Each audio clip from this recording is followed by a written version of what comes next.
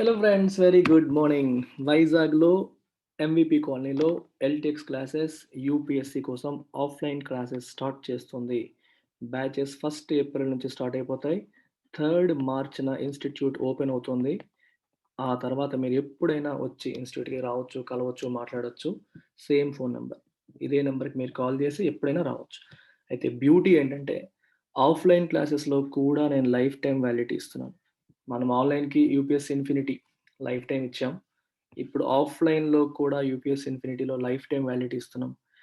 దీంతో పాటు complimentary access to online classes also. జనరల్‌గా ఆఫ్లైన్ జాయిన్ అయ్యే వాళ్ళకి ఓన్లీ ఆఫ్లైన్ ఇస్తారు. మనం ఆఫ్లైన్‌తో పాటు ఆన్లైన్ కూడా ఫ్రీగా ఇస్తున్నాం.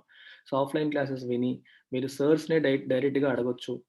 ఒకవేళ ఇంకా ఎప్పుడైనా మళ్ళీ రిఫర్ చేసుకోవాలనుకున్నా ఆన్‌లైన్‌లో ఉన్న వీడియోస్‌ని చూసి రిఫర్ చేసుకోవచ్చు. అండ్ నేను స్వయంగా మీకు పాలిటీ మరియు ఎకానమీ టీచ్ చేస్తాను.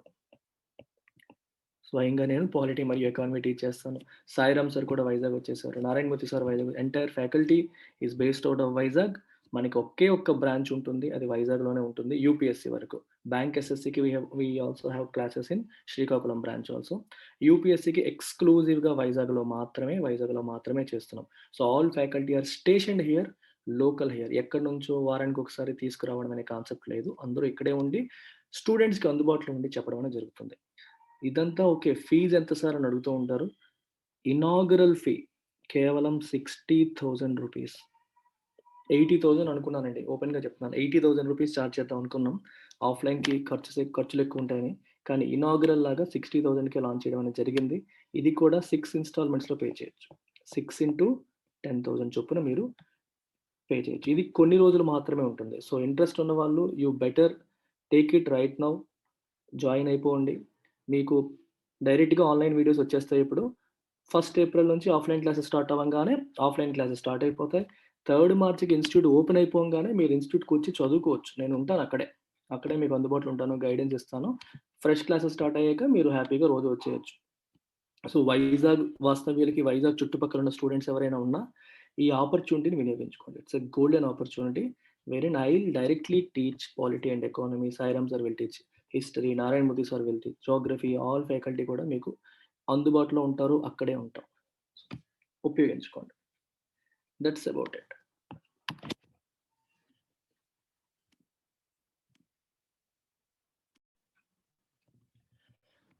So let's look at today's editorial. The title says bail as a right. Bail అనేది ఒక హక్కుగా బెయిల్ అనే సెన్స్‌లో వస్తుంది. Laws however stringent cannot be allowed to trump basic rights. దీని అర్థం ఏంటి? ఎంత స్ట్రిక్ట్ లాస్ అయినప్పటికీ, ఎంత స్ట్రింజెంట్ అంటే స్ట్రిక్ట్ అని అర్థం. చట్టాలైనప్పటికీ they cannot be allowed to trump basic rights. ఒక ఫండమెంటల్ రైట్స్‌కి మించి అవి ఉండకూడదు. అంటే ట్రంప్ అంటే మీనింగ్ ఏంటంటే బీ బెటర్ దాన్ అనే మీనింగ్, లేదా డిఫీట్ అనే మీనింగ్ వస్తుంది. డిఫీట్ ఓడించడం అంటే వాటికంటే గొప్పగా అనిపించుకోవడం. ఒక వ్యక్తి ఫండమెంటల్ రైట్ కంటే కూడా ఒక స్ట్రిక్ట్ లా అనేది గొప్పగా ఉండకూడదు. Shouldn't be better than that or shouldn't defeat it. అంటే వ్యక్తి యొక్క రైట్స్ అనేవి చాలా ఇంపార్టెంట్. స్ట్రిక్ట్ లాలో దొరికినప్పటికీ కూడా తన రైట్స్ అనేవి ఈక్వల్లీ ఇంపార్టెంట్. దానికంటే తక్కువ ఉండకూడదు అనేది ఉద్దేశం. మీకు ఎడిటోరియల్ చూసినట్టయితే డీటెయిల్డ్‌గా అర్థమవుతుంది. In granting bail for 6 months to poet Varavar Rao in the Bhima Koregaon case on medical grounds, the Bombay High Court has affirmed the principle that even the stringent provisions of an anti-terrorism law are not invincible before a prisoner's constitutional rights. Varavara Rao గారికి 6 నెలల bail grant చేసింది Bombay high court. ఏ కేసులో? భీమా కోరేగాం కేసులో. ఏ గ్రౌండ్స్‌లో? On medical grounds. అంటే health, ఆరోగ్యపరమైన కారణాల రీత్యా బెయిల్ ఇచ్చారు 6 నెలలు. ఆయన భీమా కోరేగాం కేసులో అరెస్ట్ చేయబడ్డారు. అది 2017లో జరిగిన కేసు అది. సో, ప్రభుత్వానికి వ్యతిరేకంగా మావోయిస్టులతో కలిపి వీళ్ళు కుట్ర చేసి ప్రభుత్వాన్ని పడగొట్టడానికి చేసిన కుట్ర అని చెప్పి అది అరెస్ట్ చేయడం అనేది జరిగిందప్పుడు. యూఏపీఏ కేసులో అరెస్ట్ చేశారు. ఇది చాలా చాలా ఇంపార్టెంట్. యూఏపీఏ అంటే unlawful activities prevention act. Unlawful activities prevention act. చాలా పవర్‌ఫుల్ యాక్ట్ ఇది. దీని కింద ఇంకా మనం ఉరి శిక్ష మరియు యావజ్జీవ కారాగార శిక్ష కూడా వేయొచ్చు. సెంటర్‌కి ఎక్స్‌ట్రార్డినరీ పవర్స్ ఇచ్చే చట్టం ఇది. బెయిల్ కూడా ఒక పట్టాన దొరకదు. అంటే ఒక రకంగా అన్‌లాఫుల్ యాక్టివిటీ దేశ భద్రతకి, టెరిటోరియల్ ఇంటిగ్రిటీకి, సోవరెయినిటీకి, దేశ సార్వభౌమాధికారానికి, సమగ్రతకి దెబ్బతీసే కార్యకలాపాలు ఎవరన్నా చేసినట్లయితే వాళ్ళని ఈ చట్టం కింద ఇమ్మీడియేట్‌గా అరెస్ట్ చేయొచ్చు. బెయిల్ కూడా ఒక పట్టాన దొరకని స్ట్రిక్ట్ ప్రొవిజన్స్ ఉన్నాయి. అయితే ఇక్కడ ఏం చెప్తుంది హైకోర్టు, ఎంత స్ట్రిక్ట్ ప్రొవిజన్స్ ఉన్నప్పటికీ కూడా even the stringent provisions of an anti terrorism law are not invincible. Invincible అంటే undefeatable. If someone is invincible that is ఒకప్పుడు ఏమనేవారు, Australia is invincible on its home soil in test cricket. Test క్రికెట్‌లో ఆస్ట్రేలియాని ఎవరు ఓడించలేరు అన్నట్టు ఉండేది. India ఓడించేసింది ఇప్పుడు. ఒకప్పుడు ఇన్విన్సిబుల్ అనేవారు. అలాగే ఇండియాలో ఓడించడం టెస్ట్ క్రికెట్‌లో it's not easy. So, India used to be invincible. అర్థమవుతుందా? ఇన్విన్సిబుల్ అంటే అన్‌డిఫీటెడ్. డిఫీట్ అయ్యే అవకాశం లేనిది. చాలా స్ట్రాంగ్‌గా ఉండేదని అర్థం. టే ఓడించలేనిది అని అర్థం. కానీ ఇక్కడేమంటున్నారు? ఈవెన్ ఈ స్ట్రింజెంట్ ప్రొవిజన్స్ కూడా are not invincible. That means they can be defeated before a prisoner's constitutional rights. ప్రిజనర్‌కున్న కాన్స్టిట్యూషనల్ రైట్ ముందు ఆ స్ట్రింజెంట్ ప్రొవిజన్స్ కూడా వీగిపోతాయి అని అర్థం. రాజ్యాంగం వాళ్ళకిచ్చిన ఫండమెంటల్ రైట్స్ అన్నిటికంటే ఇంపార్టెంట్. వాటి ముందు అలాంటి ప్రొవిజన్స్ కూడా వీగిపోతాయి అని బాంబే హైకోర్ట్ చెప్పింది. ఎఫర్మ్ అంటే నొక్కి చెప్పడం, స్ట్రాంగ్‌గా చెప్పడం. Jailed under the Draconian Unlawful Activities Prevention Act, Mr. Rao, 82, suffered from a host of ailments and his condition was deteriorating until he was treated at the Nanavati Hospital on the intervention of the National Human Rights Commission. Beautiful sentence. చూడండి. Jailed ఎందుకు jail చేయబడ్డారు ఈయన? Under the డ్రాకోనియన్ అంటే ఆహ్, ఇటు ప్రజల్ని బాగా ఇబ్బంది కలిగించే చట్టాల్ని డ్రాకోనియన్ లాస్ అంటారు. రూత్‌లెస్ అనమాట. ఫర్ ఎగ్జాంపుల్ మీరు బెస్ట్ ఎగ్జాంపుల్ చెప్తాను. మీకు ట్రాఫిక్ పోలీసు రెడ్ సిగ్నల్ దాటితే రూ. 10,000 ఫైన్ అన్నారనుకోండి. ఎటువంటి ఆప్షన్ లేదు. నెగోషియేషన్ లేదు. ఖచ్చితంగా కట్టి తీరాలి. అలాంటివి ఉన్నాయనుకోండి. That is a draconian law. Something that is very strict. Something that puts you in lot of trouble. మీకు ట్రబుల్ పెట్టేది, ఇబ్బంది పెట్టేది మరియు చాలా స్ట్రిక్ట్‌గా అమలు చేసే చట్టాన్ని మనం డ్రాకోనియన్ లా అని చెప్పి ఎక్కువగా ఈ చట్టానికి వాడతారు. గ్రేట్ సివియారిటీ అనమాట. Something that is of great severity, strict. ఎంత అవసరం అంతకంటే ఎక్కువ ఎక్స్‌ట్రీమ్ యాక్షన్స్‌ని డ్రాకోనియన్ అంటారు. సో, అన్‌లాఫుల్ ఈ చట్టం కింద ఆయన అరెస్ట్ చేశారు. ఆయన ఏజ్ ఎంత? 82 సంవత్సరాలు. He suffered from a host of ailments. Ailments అంటే వ్యాధులు, జబ్బులు, హెల్త్ ప్రాబ్లమ్స్. చాలా ప్రాబ్లమ్స్ అతను సఫర్ అయ్యారు. And his condition was deteriorating. Condition రోజు రోజుకి క్షీణిస్తోంది. Until he was treated at the Nanavati hospital. Nanavati హాస్పిటల్‌లో ట్రీట్మెంట్ చేసేంత వరకు కూడా ఆయన హెల్త్ కండిషన్ అనేది ట్రీ డిటెరియోరేట్ అవుతూ వచ్చింది. క్షీణిస్తూ వస్తుంది. ఎందుకు ట్రీట్మెంట్ చేశారు? On the intervention of national human rights commission. National human rights commission వాళ్ళు ఇంటర్వీన్ అయ్యారు. ఇంటర్వెన్షన్ అనేది పాజిటివ్ వర్డ్ చూడండి. ఇంటర్వెన్షన్ అంటే ఇంటర్ఫియర్ అవ్వడమే but in a positive way. అంటే ఒకళ్ళ కష్టాల్లో ఉన్న ఒక డిఫికల్ట్ సిట్యుయేషన్ రిజాల్వ్ చేయడానికి ఒక సంస్థ గాని, ఒక ఆర్గనైజేషన్ గాని, ఒక దేశం గాని ఎవరైనా ఇంటర్ఫియర్ అయితే దాన్ని ఇంటర్వెన్షన్ అని చెప్పి అంటాం. It's a positive word. National human rights commission వాళ్ళు ఇంటర్ఫియర్ అయ్యి ఆయనకి మంచి ట్రీట్మెంట్ అందాలి అని చెప్పి ఫైట్ చేయబట్టి అక్కడ నానావతి హాస్పిటల్ ట్రీట్మెంట్ ఇవ్వడం అనేది జరిగింది. అంతవరకు హోస్ట్ ఆఫ్ ఎయిల్మెంట్స్ ఆయన సఫర్ అవుతూ ఉన్నారు. కండిషన్ రోజు రోజుకి క్షీణిస్తూ వస్తుంది. The court overruled the National Investigation Agency's objection that bail should not be granted on medical grounds once an under trial prisoner's bail application was rejected on merits under UAPA. కోర్టు overrule చేసింది. దీన్ని national investigation agency యొక్క అబ్జెక్షన్‌ని. NIA ఏంటి? ఈ కేసుని investigate చేస్తున్న agency national investigation agency. వాళ్ళు object చేశారు. బెయిల్ ఇవ్వకూడదు అని చెప్పి. కోర్టు వాళ్ళ అబ్జెక్షన్‌ని ఓవర్రూల్ చేసింది. అంటే దాన్ని తోసిపుచ్చింది. ఎందుకు ఇవ్వకూడదని చెప్పారు వాళ్ళు? Bail should not be granted on medical grounds. Medical గ్రౌండ్స్‌లో గ్రాంట్ చేయకూడదు. Once an under trial prisoner's bail plea application was rejected on merits under UAPA. As long as access to treatment in a government hospital was available. National investigation agency ఏమంటుందంటే under trial అంటే విచారణ ఎదుర్కొంటున్న prisoner అంటే ఖైదీ. ఎవరైతే విచారణ ఎదుర్కొంటున్నారో ఈ ఖైదీ యొక్క bail application అనేది అండర్ మెరిట్స్ రిజెక్ట్ చేయబడింది. అంటే ఇప్పుడు మెడికల్ గ్రౌండ్స్ అనేవి సెపరేట్. కానీ మామూలుగా సర్కమ్‌స్టాన్షియల్‌గా బెయిల్ ఇవ్వొచ్చా లేదా అనే చట్ట ప్రకారం చూస్తే రిజెక్ట్ చేశారు ఇంతకుముందు. అలా రిజెక్ట్ చేసినప్పుడు ఇప్పుడు మెడికల్ గ్రౌండ్స్‌లో ఇవ్వడం కరెక్ట్ కాదు అని చెప్పి అంటున్నారు. ఎందుకు అంటే as long as access to treatment in government hospital was available.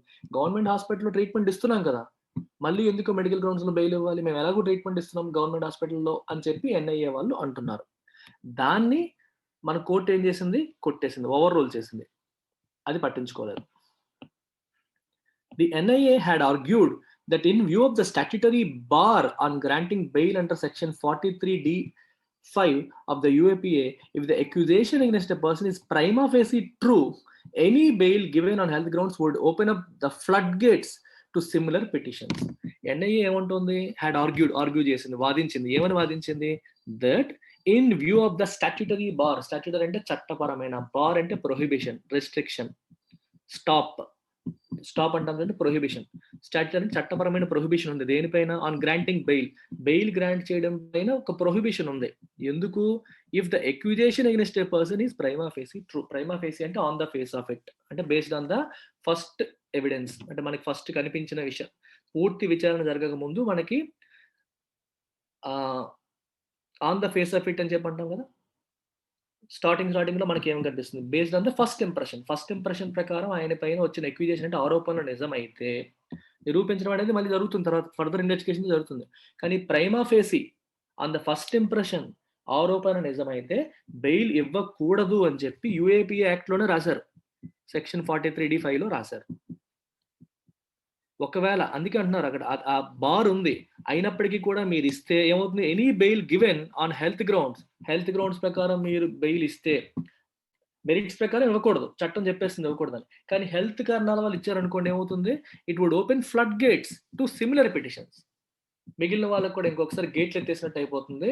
మిగిలిన వాళ్ళు కూడా అలాగే వస్తారు. మరి ఫ్లడ్ గేట్స్ ఎత్తామనుకోండి ఒకసారిగా వరద నీళ్ళు పారుతాయి కదా. అలాగే ఇప్పుడు ఒకరికి బెయిల్ ఇస్తే మిగిలిన వాళ్ళు కూడా హెల్త్ గ్రౌండ్స్ మీద బెయిల్ ఇవ్వడం మొదలు పెడతారు అని చెప్పి ఎన్ఏ, నేషనల్ ఇన్వెస్టిగేషన్ ఏజెన్సీ ఆర్గ్యూ చేసింది. The court looked at Mr. Rao's plight from the perspective of his right to life under Article 21. కానీ కోర్ట్ ఏ యాంగిల్లో చూసింది?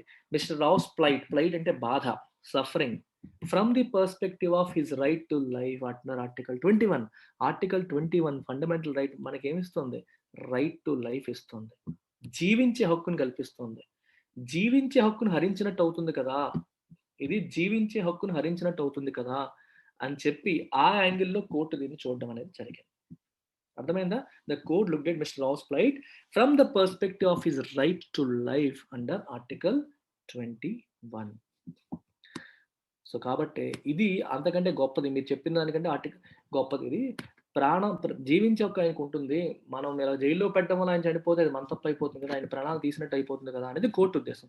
It ruled that A constitutional court cannot be a mute spectator to the under trial being sent to prison and then go to government hospitals where his health deteriorates further to be ultimately shifted to the private super specialty hospitals upon intervention of courts.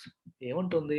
Constitutional court, రాజ్యాంగబద్ధమైన court అనేది cannot be a mute spectator, సైలెంట్‌గా, mute అంటే silent స్పెక్టేటర్‌గా ఉండలేదు.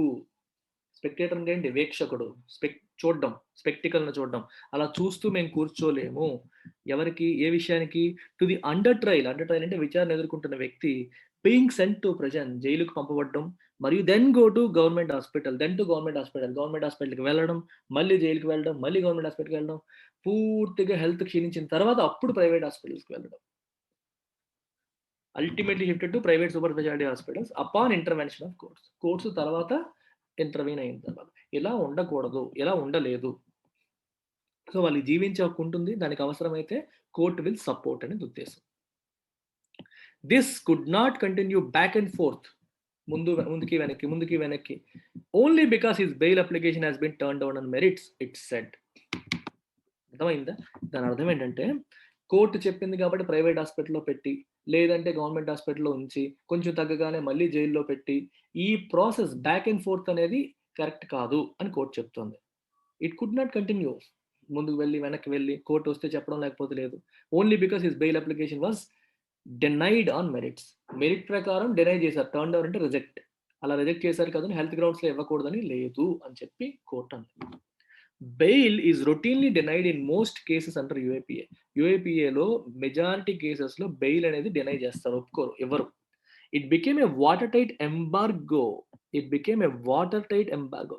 Watertight అంటే completely sealed, embargo అంటే ban, అంటే bail ఇవ్వడం అనేది బ్యాన్ అయిపోయింది.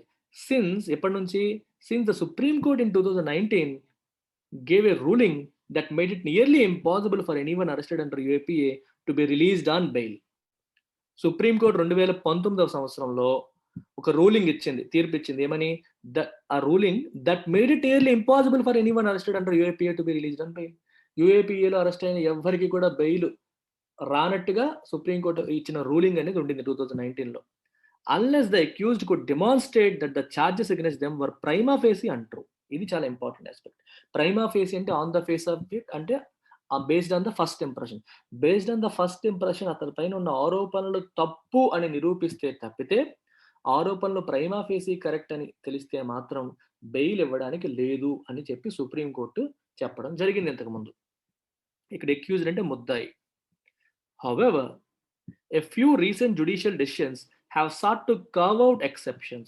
రీసెంట్గా వచ్చిన కొన్ని జుడిషియల్ డెసిషన్స్ ఎలా ఉన్నాయంటే కొన్ని ఎక్సెప్షన్స్ని కార్వ్ అవుట్ చేసేలా ఉన్నాయి. కార్వ్ అవుట్ అంటే చెక్కడం, ఒక ముక్కను తీయడం, ఎస్టాబ్లిష్ చేయడం, అలా మీరు తీసుకోవచ్చు. ఒకే రూల్ ప్రకారం వెళ్తున్నాం, కానీ ఒక చిన్న ఎక్సెప్షన్ రీసెంట్గా వచ్చిన జుడిషియల్ ఇంటర్వెన్షన్స్ అనేవి ఇచ్చాయి అని అర్థం. కార్వ్ అవుట్ అనే పదం ఎలా వాడతారంటే, ఒక మంచి శిలను చెక్కామనుకోండి, ఒక స్టోన్ పెద్ద రాయి నుంచి యూఆర్ కార్వింగ్ అవుట్ ఒక విగ్రహాన్ని మనం కార్వ్ అవుట్ చేసాం. ఆ చెక్క నుంచి ఆ రాయి నుంచి శిలను మనం, ఈ శిల నుంచి ఈ శిల్పాన్ని మనం కార్వ్ అవుట్ చేసాం. ఆ సెన్స్‌లో వాడతారు. ఇక్కడ కార్వ్ అవుట్ అనేది ఏంటంటే, ఇంత రిజిడ్ జడ్జ్‌మెంట్స్ నుంచి ఒక ఎక్సెప్షన్‌ని తీసుకొచ్చారు, ఎస్టాబ్లిష్ చేశారు. ఆ సెన్స్‌లో మీరు తీసుకోవాలి. The Supreme Court laid down recently that prolonged incarceration without any possibility of an early completion of trial could be a ground for granting bail. Supreme court రీసెంట్గా ఏం చెప్పిందంటే, ప్రొలాంగ్డ్ ఇన్కార్సరేషన్ అంటే జైల్లో పెట్టడం, ఓకే, ప్రిజన్లో పెట్టడం, కన్ఫైన్ చేయడం, the act of confining someone to prison, దాన్ని incarceration అంటాం. ప్రొలాంగ్డ్ అంటే for a long period without any possibility of an early completion of trial. ఎర్లీగా కంప్లీషన్, ఇప్పుడు యాక్చువల్గా యూఏపీఏ కింద ఏమొస్తుందంటే 180 డేస్ వరకు టైం ఉంటుంది. నువ్వు జైల్లో పెట్టేసి 180 రోజులు టైం తీసుకోవచ్చు మొత్తం విచారణ చేయడానికి, ఇన్వెస్టిగేషన్ చేయడానికి. అంత ప్రొలాంగ్డ్ ఉంటుందన్నమాట, చట్టమే అంత చెప్తుంది. And without any possibility of an early completion of trial. ఒకవేళ ఇన్వెస్టిగేషన్ ఏజెన్సీ ఏం చేస్తుంటే, అవకాశం ఉన్నా సరే తొందరగా కంప్లీట్ చేయవు, 180 డేస్ ఉంది కదా అని చెప్పి వాయిదాలు వేస్తాయి. ఇలా వేసే కొద్దీ వాళ్ళు జైల్లోనే మగ్గుతూ ఉంటారు. అందుకే ఇది చాలా డ్రాకోనియన్ లా, అంత ఈజీ కాదు. ఈ చట్టం చాలా కష్టమైన, ఇబ్బంది పెట్టే చట్టం అన్నమాట. In Mr. Rao's case too, the High Court has noted that charges are yet to be framed. రావు కేసులో కూడా హైకోర్టు ఏం చెప్పింది, ఇంకా ఆరోపణలు ఫ్రేమ్ చేయలేదు. అరెస్ట్ చేశారు, ప్రైమా ఫేస్ ఎవిడెన్స్ ఉందని అరెస్ట్ చేశారు, కానీ ఇంకా ఛార్జ్ షీట్ ఫైల్ చేయలేదు కంప్లీట్గా. And 200 witnesses have to be examined once the trial begins. 200 మంది సాక్షులను విచారించాలి విచారణ మొదలయ్యాక. సో ఇప్పుడు అప్పుడే అయ్యేలా లేదు, చాలా టైం పట్టింది. అందుకే ఇంత ప్రొలాంగ్ ఇన్కార్సరేషన్ ఉంది కాబట్టి బెయిల్ ఇవ్వచ్చు అనేది గవర్నమెంట్ యొక్క, సుప్రీం కోర్ట్ యొక్క ఉద్దేశం. రీసెంట్గా వచ్చిన జుడిషియల్ జడ్జిమెంట్స్ లో చెప్తారు. The temporary release of the octogenarian poet ought to turn public attention on the others incarcerated for a long time in the Bhima Koregaon case, in which lawyers and activists have been accused of plotting with Maoists to overthrow the government. Octogenarian అంటే 80లో ఉన్న వ్యక్తిని ఇలా అంటారు, 82 సంవత్సరాలు ఆయనకి. So ఆయనకి టెంపరరీగా release చేయడం ఏదైతే ఉందో, ఆట్ టు అంటే it should turn public attention on the others incarcerated for a long time. So ఇతనిలాగే చాలా మందిని జైల్లో పెట్టేశారు, చాలా ఎక్కువ కాలంగా జైల్లో ఉన్నారు. వాళ్ళందరిపైకి దృష్టి, పబ్లిక్ అటెన్షన్ ఇప్పుడు వాళ్ళ వైపు మళ్ళేలా చేస్తుంది.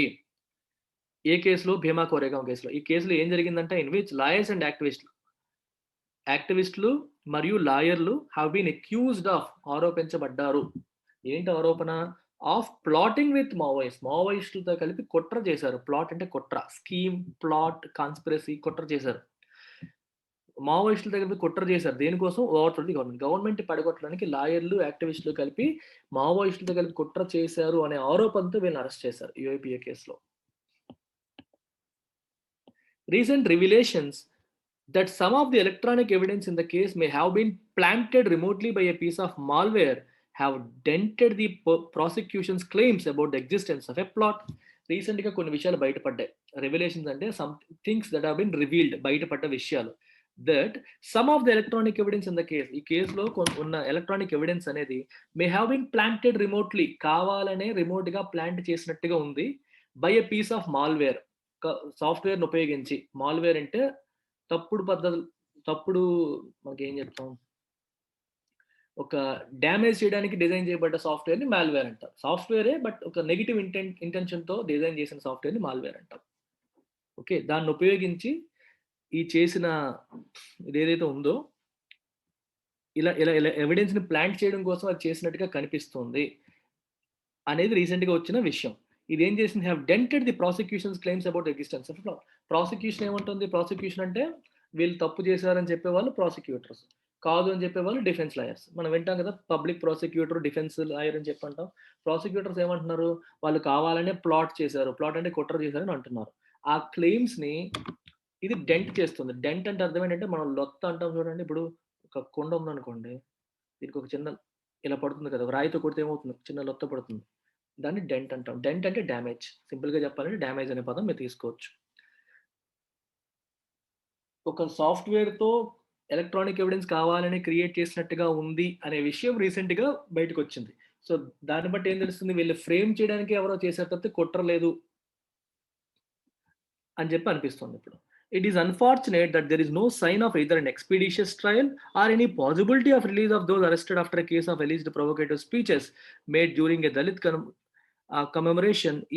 commemoration event held on December 31st, 2017 in Pune was transformed by the police into a sinister Maoist plot. ఒకటే సెంటెన్స్ ఇది. ఇట్ ఈస్ అన్‌ఫార్చునేట్, ఇది దురదృష్టకరం, that there is no sign of, అంటే ఏ సూచనలు కనిపించట్లేదు. దేనికి, of either an expeditious trial, trial అంటే విచారణ, ఎక్స్‌పీడిషియస్ అంటే స్పీడీ, ఫాస్ట్‌గా, తొందరగా అయ్యేలాగా ఏ సూచన కనిపించట్లేదు. Are any possibility of release, release అయ్యే అవకాశాలు కూడా కనిపించట్లేదు. అవకాశాలు కూడా ఏమీ కనిపించట్లేదు. ఎవరు రిలీజ్ అవ్వడం, ఆఫ్ దోస్ అరెస్టెడ్, అరెస్ట్ చేయబడ్డవారు. ఎప్పుడు అరెస్ట్ చేయబడ్డవారు, after a case of alleged provocative speeches. బేసికల్‌గా వాళ్ళు భీమా కోరేగాం, అక్కడ యాక్చువల్‌గా అది చాలా పెద్ద స్టోరీ అండి. చాలా వెనక్కి వెళ్ళాలి మీరు. బ్రిటిష్ వారి హయాంలో అక్కడ ఒక యుద్ధం జరిగింది. అందులో దళితులు, ఆ ఏరియాలో ఉన్న దళితులంతా కూడా బ్రిటిష్ వారితో కలిపి మరాఠాల మీద పోరాటం చేశారు. వీళ్ళు ఎందుకంటే ఆ దళితుల్ని అప్పటికున్న మరాఠా గవర్నమెంట్ ఏదైతే ఉందో, రాజ్యం ఏదైతే ఉందో అణిచివేస్తా ఉండేది. సో వీళ్ళేం చేశారంటే బ్రిటిష్ వాళ్ళతో కలిపి పోరాటం చేశారు. ఆ యుద్ధానికి వాళ్ళే గెలిచారు.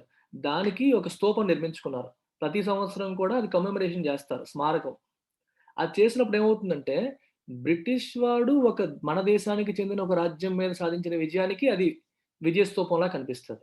కానీ దళితులేమనుకుంటారు, మా పట్ల జరిగిన అరాచకాలకి వ్యతిరేకంగా మేము గెలిచిన స్తూపంగా దళితులు భావిస్తారు. ఎప్పుడు కూడా టెన్షన్స్ ప్రివైల్ అవుతాయి అక్కడ. అది ఇష్యూ. అలా జరుగుతున్నప్పుడు ఒక స్పీచ్ ఇచ్చారు వీళ్ళు, ఈ వరవర్రావు వీళ్ళంతా. వీళ్ళిచ్చిన స్పీచెస్ ఏంటి, ప్రొవోకేటివ్. ప్రొవోకేటివ్ అంటే రెచ్చగొట్టే. ఎలీజ్డ్ అంటే రెచ్చగొట్టే స్పీచ్‌లు, ప్రసంగాలు చేశారు అనే ఆరోపణలతో ఉన్న కేసిది. దాన్ని పోలీసులు ఎలా మార్చేశారు, was transformed by the police into a sinister Maoist. మావోయిస్టులతో కలిపి ప్రభుత్వాన్ని కూల్చడానికి వీళ్ళు చేసిన కుట్ర కింద పోలీసులు దాన్ని మార్చేశారు. బేసికల్‌గా ప్రొవోకేటివ్‌కి స్పీచ్‌లు ఇచ్చారనేది కేసు. యాక్చువల్ ఆరోపణ అది. దాన్ని పోలీసులు ఈ రకంగా మార్చేశారు అని చెప్పి చెప్తున్నా. That's it. అల్టిమేట్‌గా ఈ ఎడిటోరియల్ యొక్క ఫండమెంటల్ సమ్మరీ ఏంటి అంటే, మీకు 2 విషయాలు గుర్తుపెట్టుకోవాలి. ఒకటి, దేర్ ఆర్ 2 థింగ్స్. ఒకటి, దేశ భద్రతకి సంబంధించిన చట్టాలు లేదా స్ట్రిక్ట్‌గా ఉండే చట్టాలు. ఇంకొకటి వ్యక్తులకుండే రైట్స్. కోర్ట్ ఏమంటుంది, rights, fundamental rights are paramount. అవన్నింటికంటే అవి ఇంపార్టెంట్. ఫండమెంటల్ రైట్స్‌ని ఎంత స్ట్రింజెంట్ ప్రొవిజన్స్ ఉన్న చట్టం అయినా సరే ఓవర్‌కమ్ చేయలేదు. ఈ కేస్‌లో, ఈ స్పెసిఫిక్ కేస్‌లో సమ్మరీ అంటే అదొక్క పాయింటే. ఫండమెంటల్ రైట్స్‌ని స్ట్రిక్ట్ ప్రొవిజన్స్ ట్రంప్ చేయలేవు, డిఫీట్ చేయలేవు అనేది single point summary of the editorial. ఇంకొక లైన్ మీరు రాయాలంటే, ఈ ఒక్క పర్టిక్యులర్ కేస్ గురించి రాయాలంటే, వరవరరావు గారి గురించి రాయాలంటే, ఆయనకి ఈ పర్టిక్యులర్ కేస్‌లో మెడికల్ గ్రౌండ్స్‌లో ఇవ్వడం అనేది జరిగింది. ఇక్కడ ఏంటంటే right to life, article 21 talks about right to life. జీవించే హక్కుని మన కాన్స్టిట్యూషన్ ప్రొవైడ్ చేస్తుంది. No law can take it away. ఏ చట్టం కూడా దాన్ని తీసుకోలేదు అనేది ultimate core. That's about it. Take care. Thank you very much.